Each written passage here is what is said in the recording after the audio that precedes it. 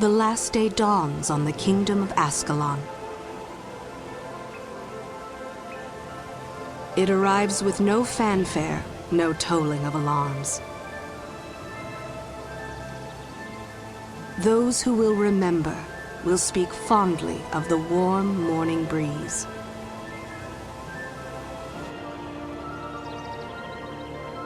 People carry on with their daily lives, unaware that in a short while, everything they have ever known will come to an end.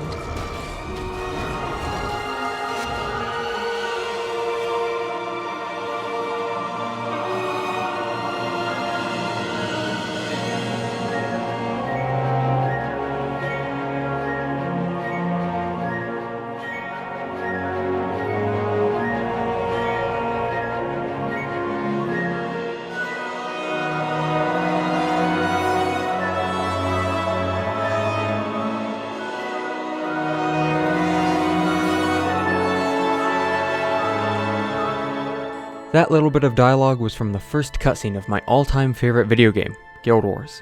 So you may be asking, Andrew, what is Guild Wars? Why are the graphics poop? Why have you decided to make this video? Why did your father leave? Guild Wars is an MMORPG released on April 26, 2005 by ArenaNet, a subsidiary of NCSoft. There was one race in the original Guild Wars that you could pick from, humans, and in the vanilla game there were 6 classes named professions to pick from: Warrior, Ranger, Monk, Necromancer, Elementalist, and Mesmer. Each one played differently from each other and had unique jobs to do in combat. Like the Elementalist focused on ranged combat with magical abilities, and the Warrior focuses on building his rage to unleash devastating attacks at close range. Seems fairly 2D, right? Well, think again, fucko, cause guess what you could do? That's right, you could pick 2 professions. You could be a Warrior Mesmer, a Ranger Elementalist, a Necromancer Monk. You know, that last one actually doesn't make a lot of sense now that I think about it. You'd be able to use 2 profession skills, making for some absolutely catastrophic combo builds.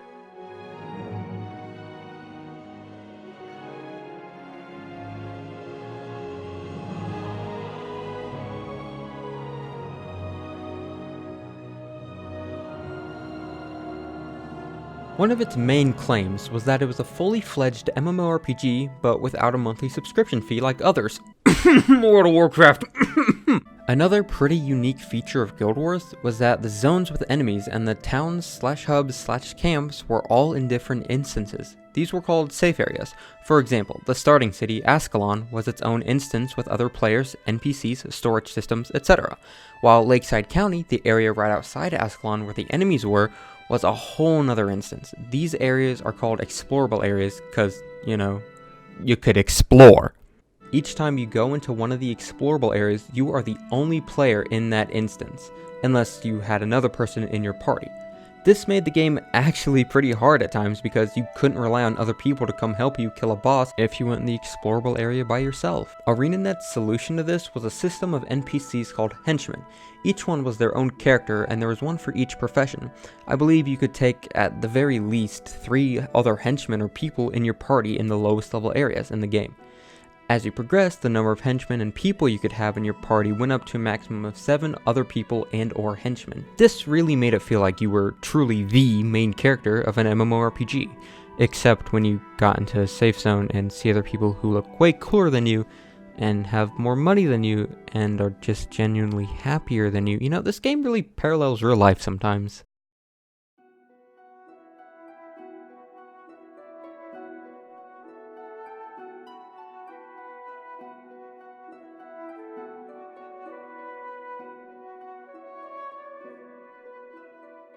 The story started by dropping you into the city named Ascalon in the middle of basically a war against this feline-like race known as Char, savage creatures that would stop at absolutely nothing to see the human kingdoms fall. Might I add that Ascalon and the whole of Lakeside County is one of the most beautiful areas I've ever seen in an MMORPG even to this day. Also, the music is just amazing. It was done by the extremely talented Jeremy Soule, who has also done work for Skyrim and Star Wars Knights of the Old Republic. Back to the story.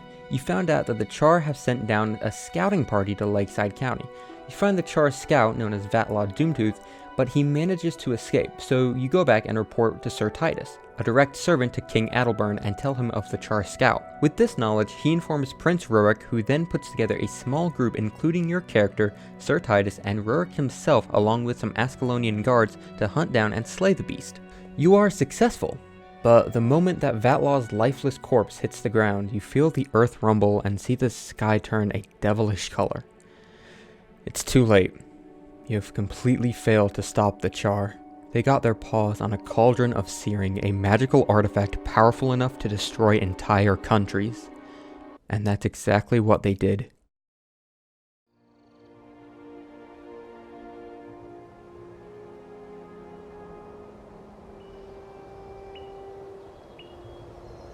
It was on that day that the Char discovered a way around the Great Wall, a way to bring it down.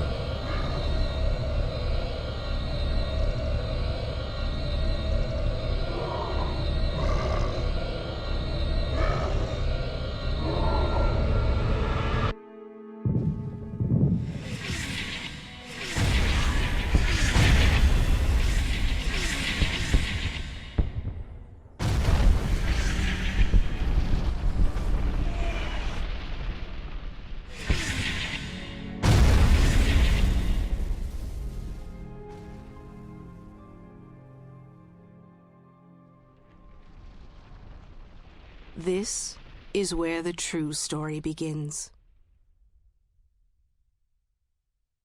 Welcome to Guild Wars. After the event known as the Searing, that is when the true game begins. An excellent bait and switch back in the day, still pretty good even now. I won't tell you any more about the story because, well, that'd be spoiling it, and it seriously is a pretty good story. If you ever have the time, I recommend playing through it. It's still a good game, and the story still holds up even to this day.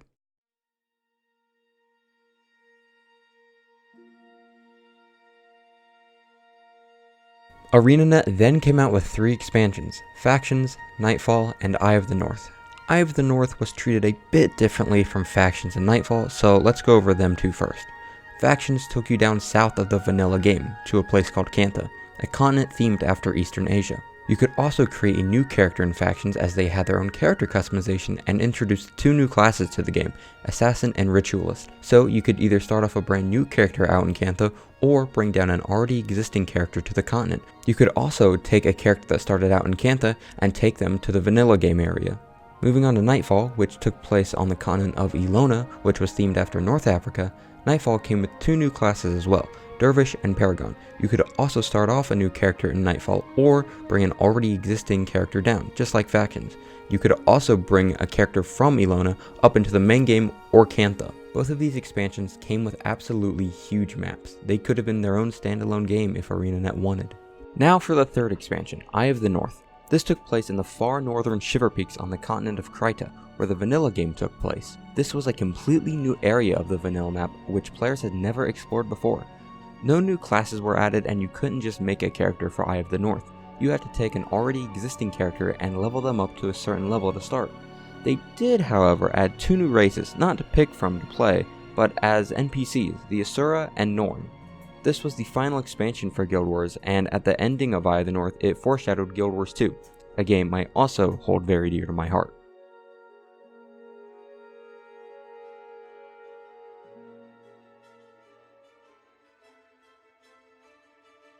Moving on to the PvP side of things, Guild Wars had 2 options when you were making a character. Role-playing is how you would normally start the game, and PvP only. If you selected PvP only, you would spawn at the Battle Isle, the main hub for everything PvP, and that character wouldn't be able to leave. But that character would be max level, have access to all the skills in the game, and be able to completely customize their stats on their armor and their character for free. All for PvP so that you could just jump straight into PvP and not have to worry about leveling characters for PvP, which I still think is pretty cool.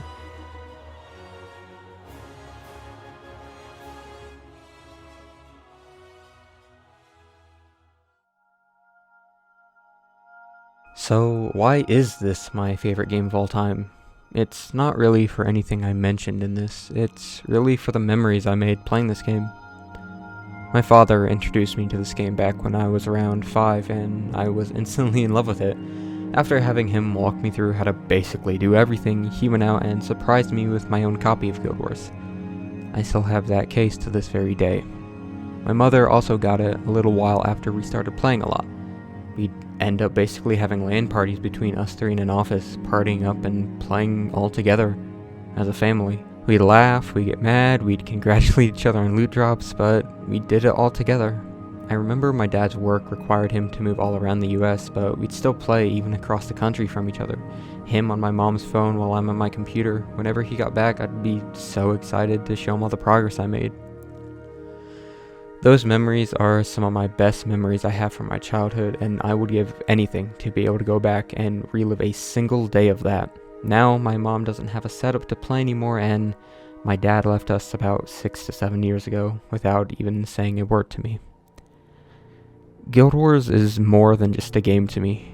It's a piece of my life. It's a chunk of my memories in physical form. It's my last connection to a time that I will never be able to experience again.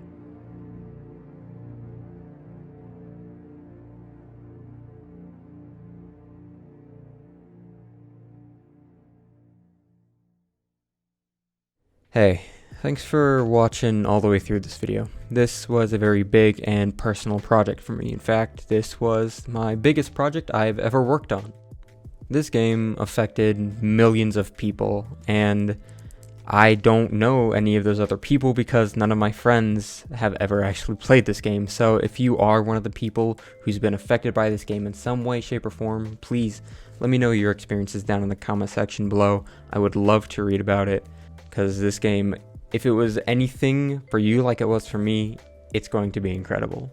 I do really hope you guys enjoyed watching this as much as I did editing this, because this was a lot of fun for me to edit, and it took about 10 hours, and I was never really bored when I was editing it. I always enjoyed when I was editing something with this. Expect more videos like these on the channel in the future alongside the gaming videos, because this was a lot of fun to make, and I feel like this definitely has improved my editing.